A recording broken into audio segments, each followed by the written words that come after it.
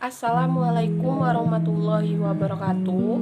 Perkenalkan, nama saya Dwi Maisha Fitri, NIM 07011 282025115, mahasiswa jurusan Ilmu Administrasi Publik, Fakultas Ilmu Sosial dan Ilmu Politik, Universitas Sriwijaya.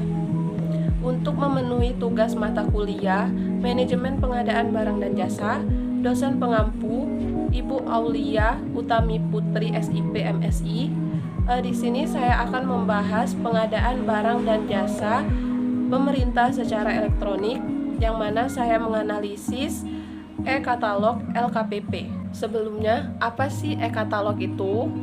E-katalog atau katalog elektronik merupakan suatu sistem berupa daftar, jenis, spesifikasi teknis, harga barang yang dituangkan dalam suatu daftar dan mudah diakses secara digital.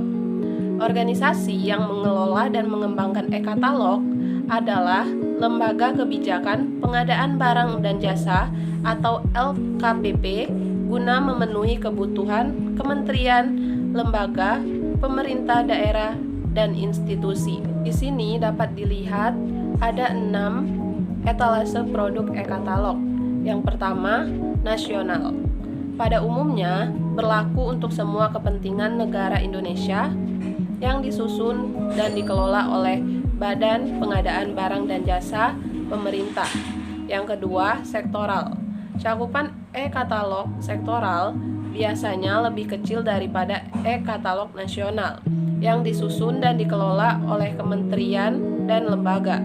Yang ketiga, lokal. Kriteria barang dalam e-katalog lokal bersifat repetitif dan standar yang dikelola dan disusun oleh pemerintah daerah. Yang keempat, KUMKM. Produk yang tersedia terdiri dari air tanah dan air baku, akomodasi dan transportasi, alat berat, dan sebagainya. Yang kelima, inovasi.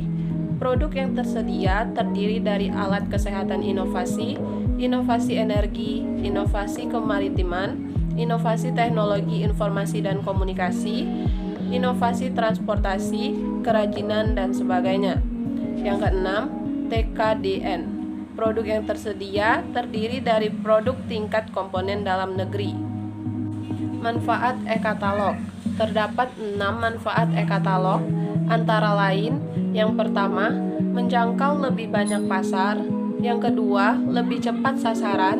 Yang ketiga, mengurangi resiko penyalahgunaan harga. Yang keempat, lebih efisien waktu dan efektif dalam proses penjualannya. Yang kelima, mudah diakses oleh banyak pihak. Dan yang keenam, lebih efektif meningkatkan performa pengadaan barang. Kelebihan dan kelemahan e-katalog. Untuk kelebihannya, yang pertama, menjamin kepastian spesifikasi teknis akan barang atau jasa yang dipesan serta harga yang ditawarkan seragam. Hal ini berarti pihak penguasa tidak perlu membuat spesifikasi karena spesifikasi dapat diambil dari katalog. Yang kedua, merekam seluruh proses e-purchasing yang telah dilakukan. Hal ini dapat mempermudah proses monitoring dan analisis. Yang ketiga, meminimalisir adanya kecurangan dan korupsi, karena transaksi dapat dilihat oleh siapapun dan bersifat transparan. Yang keempat, mempercepat proses penyerapan anggaran karena pengadaan dapat berjalan lebih cepat. Yang kelima, menghemat biaya dan waktu karena proses pengadaan seluruhnya dijalankan secara online. Sedangkan untuk kelemahannya, yang pertama, belum sepenuhnya menampilkan informasi yang dibutuhkan pengguna katalog dan penyelenggaraannya belum didukung sistem informasi yang memadai. Yang kedua, lambatnya respon penyedia terhadap pemesanan yang dibutuhkan mendesak atau tidak dapat ditunda. Yang ketiga, kurangnya komunikasi antar distributor dengan pihak-pihak yang bertugas dalam sistem pengadaan di instansi terkait. Yang keempat, masih sejumlah sediaan dan alat kesehatan yang belum tersedia lengkap di e-katalog. Yang kelima, Pengadaan e-katalog tidak dapat dilakukan oleh fasilitas kesehatan swasta. Saran yang dapat saya berikan adalah di dalam pelaksanaannya diperlukan kerjasama yang baik semua pihak terkait agar program ini dapat berlangsung dengan lancar. Evaluasi berkala dibutuhkan agar setiap kendala yang terjadi di lapangan dapat diselesaikan dengan cepat dan setiap kekurangan yang ada dapat segera teratasi. Sekian penjelasan dari saya mengenai analisis e-katalog LKPP. Apabila terdapat kesalahan kata, saya mohon maaf.